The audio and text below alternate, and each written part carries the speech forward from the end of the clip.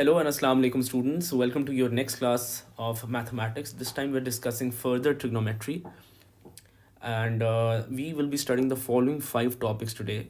This is going to be a long video, but I'll be making a few parts of it so that it doesn't seem that long. So the first topic that we're going to study is that we're going to revise our trigonometric ratios, that was sine, cos and tan. The next thing we are going to do is to study further trigonometry, which includes sine and cos of obtuse angles. So far, we've studied sine and cos of acute angles, that is from 0 to 90 degrees. But now we'll be studying what is sine of 90 to 180 and what is cos of 90 to 180, that is obtuse angle, and we'll be doing a few examples of this. The next we'll be revising area of a triangle, and we'll be studying a new formula. Whenever the height is not given for a triangle, how can we calculate area then?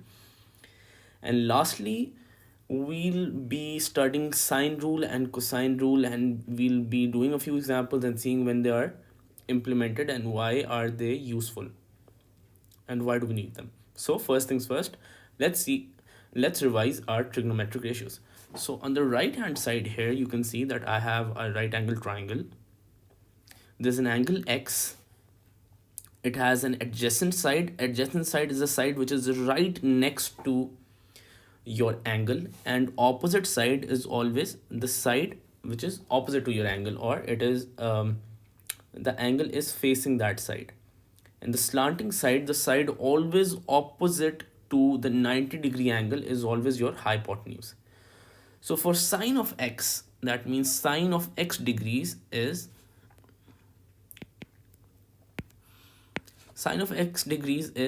opposite over hypotenuse. Next you have cos. Cos also has hypotenuse in the denominator, but it has adjacent in the numerator. And finally you have tan of x. Tan of x has opposite in the numerator and adjacent in the hypotenuse. So these are the three trigonometric ratios that we've already done and we have already seen them. We're moving on to further trigonometry, and the first thing that we have to see is sine and cos of obtuse angles. That means what is sine and cos of angles that are greater than 90 and less than 180. For a right angle triangle, this x here will always be less than 90 degrees. This angle will also be less than 90 degrees. That's the rule. It will always be true. But there will be some questions where you will have to calculate an angle which is greater than 90 degrees. For sine and cos, we can calculate those angles, and it's a very simple formula. The ratio will be sine of x is equal to sine of 180 minus x. You can do an example on your own. For example, you're given sine of 125 degrees. Now this is an obtuse angle. You can convert it into an acute angle by subtracting it from 180. So 180 minus 125, that is sine of 55 degrees, which will be equal to 0.819. So if you put sine of 125 in the calculator or sine of 55 in the calculator, the answer is going to be the same.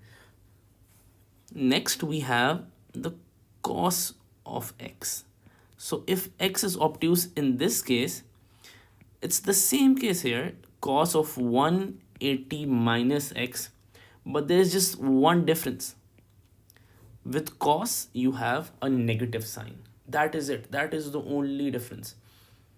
Graphs are not in your syllabus, but if there were graphs in your syllabus, I would prove to you why this is correct. Because sine is positive from 0 to 180, whereas cos follows this curve. So it is positive from 0 to 90, but from 90 to 180 it is negative. So that's the reason why we put a negative sign here. You don't have to remember all this, but if you're interested, I can make another video to explain why cos is negative and why sine is positive. But in your syllabus, you only have to remember cos of obtuse angles is negative. So let's say if our cos here is if our cos is of 44 degrees, that is going to be equal to cos of 180 minus 44, negative cos of 180 minus 44. So this comes out to be cos of 136. If you subtract 44 from 180, you get 136 degrees. And minus of minus 0.719, cos of 136, if you put that into calculator, you get minus 0.719, and minus into minus is plus 0.719. And if you calculate cos of 44, that is also going to be the same answer. So students, this is how you solve cos and sine for obtuse angles. Let us take a question. This is a worked example from D3. This is page number 225, and it says that you have to calculate sine of angle DAC. So first you have to identify which is angle DAC. So this is your angle DAC. Now you notice that this angle is an obtuse angle and it is greater than 90 degrees. So by using our formula that we learned here, sine of DAC is equal to sine of 180 minus angle DAC. Now if you notice in your question, this is angle DAC, this right here is angle DAC, and 180 minus DAC will give you this angle, which is CAB. So sine of angle DAC will be exactly equal to sine of angle CAB. And this angle sine CAB is very simple because we know that opposite is 8 centimeters and hypotenuse is 17 centimeters. So this answer will be 8 over 17. Let's just quickly revise. Sine of x is always opposite over hypotenuse. So our angle was this. So opposite was 8 and the angle and the hypotenuse was 17. The next thing that they've asked is cos of angle DAC. Okay, they've asked for cos of angle DAC again. So it will also be minus cos of 180 minus DAC, which is again minus cos of C angle CAB. So minus as it is.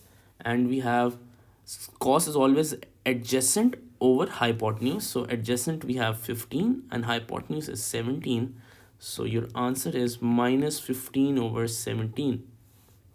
And lastly, you have tan of angle ACB.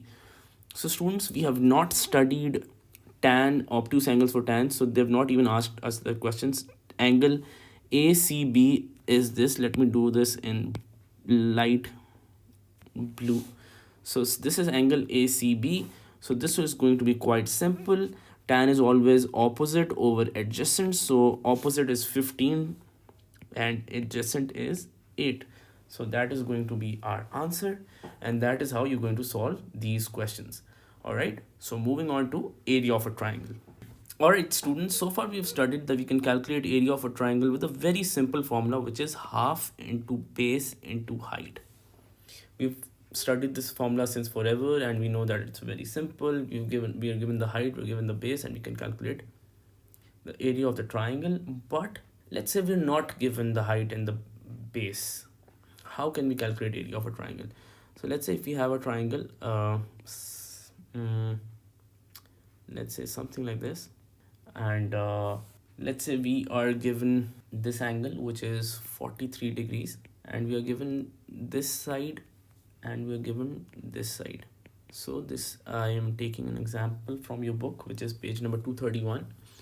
So students, for a question like this, it's very difficult for you to calculate the area using this formula. So to calculate area of a triangle when you're not given the height explicitly, but you're given, this is the condition right here.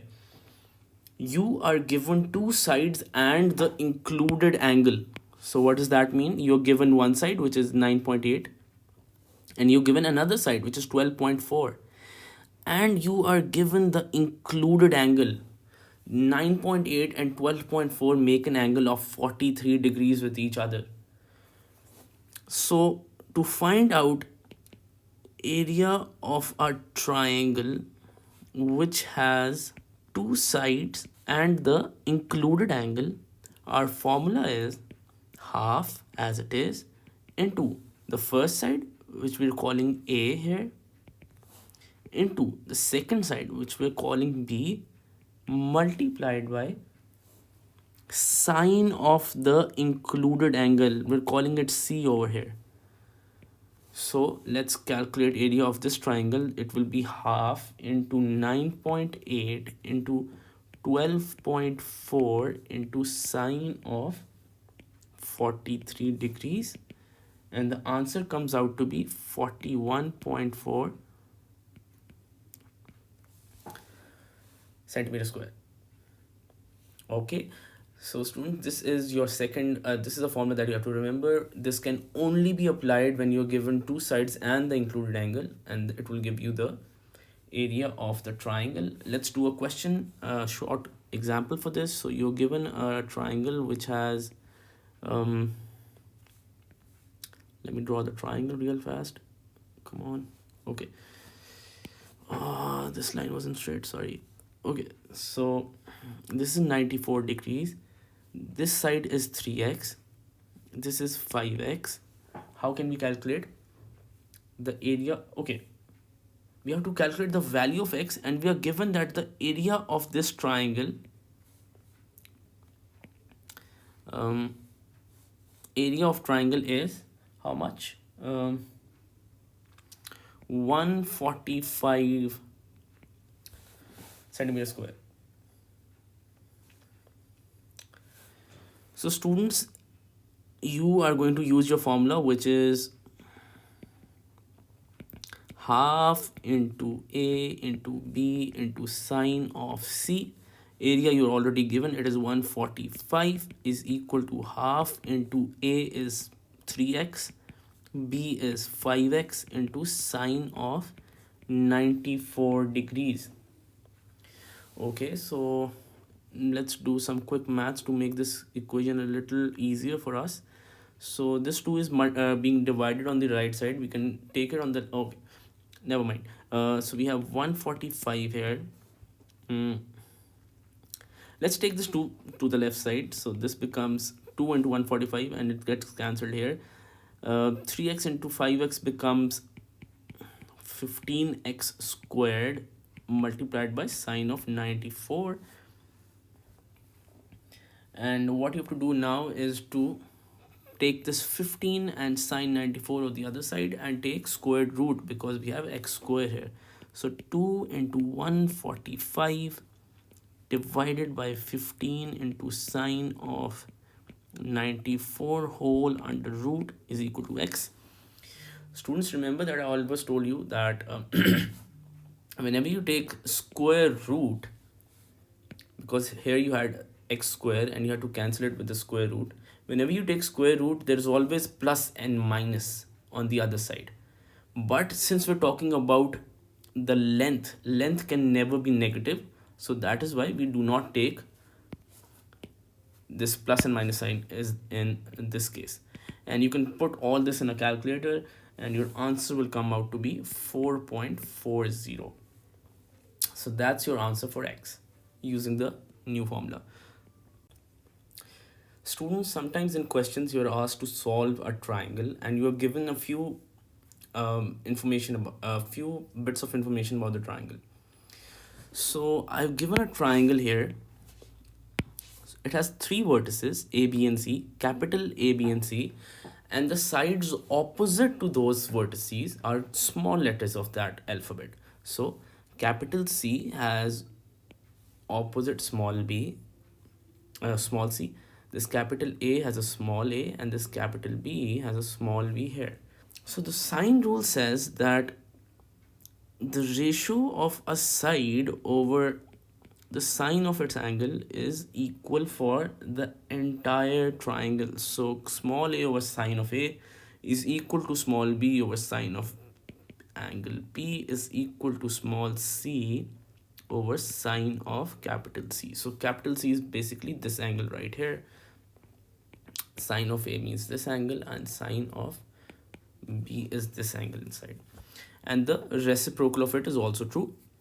So you can also say that sine of A is equal to over A is equal to sine of B and sine C over small c.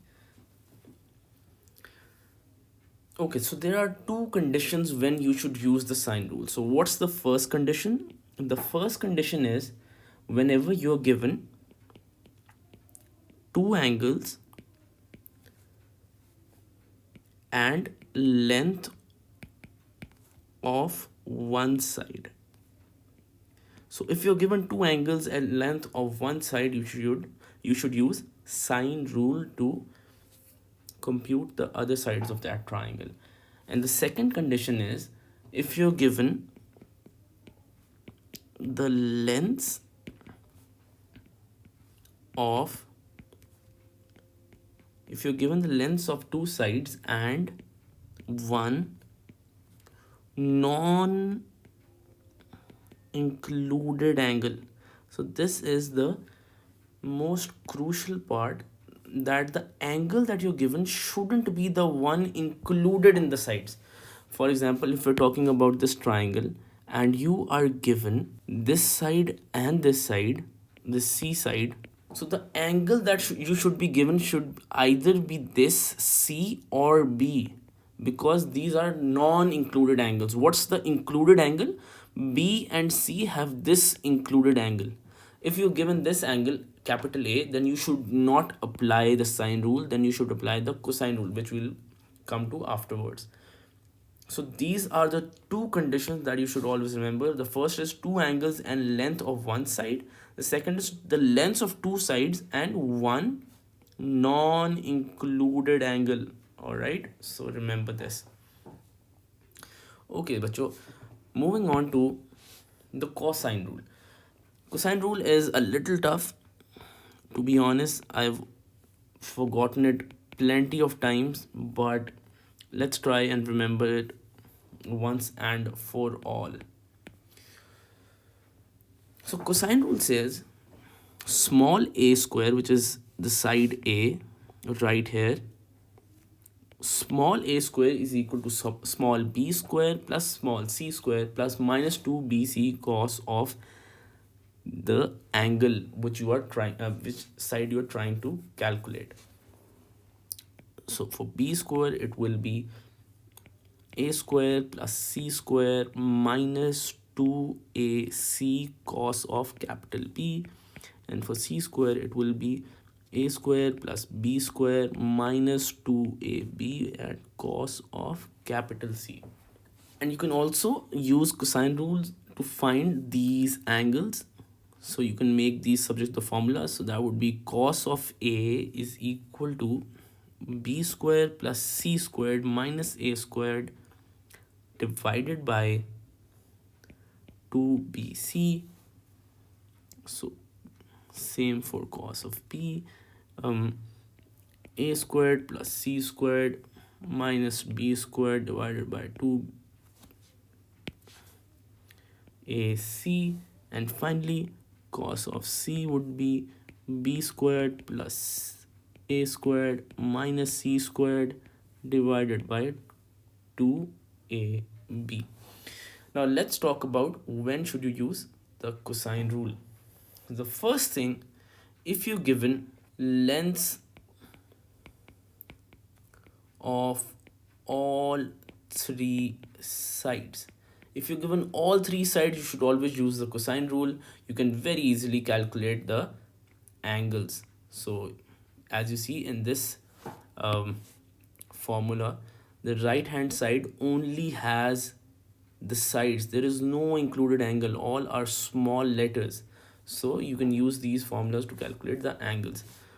So first things first, if you're given all three sides, you should always use the cosine rule. And the second thing, you're given two lengths and one included angle. Unlike the sine rule, which had a non-included angle, this time you have the included angle. Then you should use the cosine rule. So in our initial first example, let's see.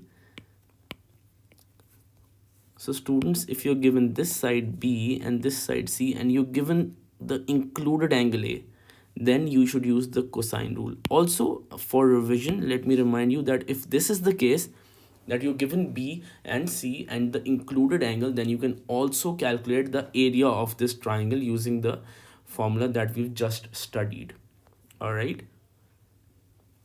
So that is your sine and cosine rule. Let's do a few examples before we wrap up. All right, students. So let's solve this last question, which is review exercise 8 from D3, and this is question number 9.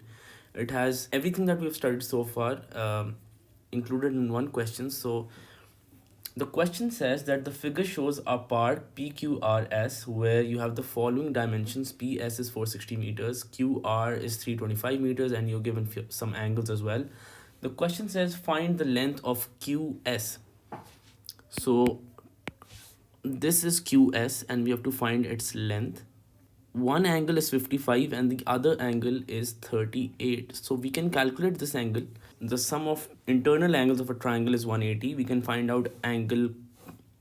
This is angle PQS and it is equal to 87 degrees.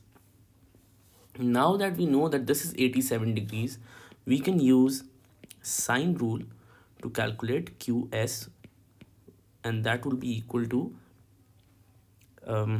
QS over sine of the opposite angle. So this is QS, it is the opposite to QPS angle, and it will be equal to this side PS, and it is opposite to the angle that we just found out, which is PQS. So QS as it is, sine of QPS is 55, PS were already given, it's 460, and sine of 87 degrees. If you solve all this, you get QS equal to 377 meters, and this is correct to 3 significant figures. You can put all this in the calculator and you can find your answer. The second part of the question is to find the length of RS. So students, if you see, RS is this length right here, and now we also know QS, this is 377. So remember, to solve a triangle which has two lengths and one included angle, and you can also say the included angle. So it has two lengths which are 325 and 377, and we also know the included angle, so we can use the sine rule, the cosine rule here. So using cosine rule, we get RS squared is equal to QR squared plus QS squared minus 2 into QR into QS into cos of angle RQS. So this will be equal to 325 square plus 377 square minus 2 into 325, 377, and cos of 32 degrees. If you solve everything, you get RS will be equal to almost 200 meters correct to three significant figures. So students, the part 3 of this question is, what is the shortest distance? So shortest distance from Q to PS. Q to PS. So they're really asking us for what is this distance. The shortest distance will always be a perpendicular, and this will make a 90 degrees angle. So it's very easy to calculate this. We know that the hypotenuse for this triangle, this red triangle that I've made, is 377, and you're given one angle which is 38 degrees.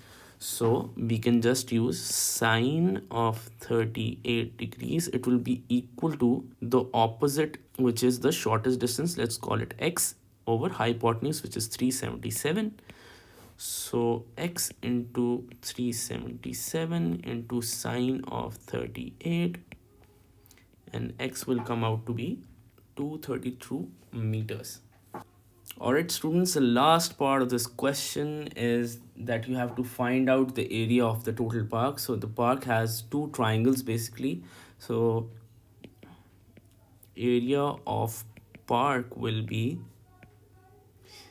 so area of park is equal to so first we'll calculate area of triangle. Area of triangle PQS plus area of triangle QRS. So area of triangle PQS will be half into side, which is 377, into 460, and the included angle, which is 38. So sine of 38 degrees plus area of the other triangle, which will be half into one side, which is 325, the other side, which is 377, and sine of the included angle, which is 32 degrees.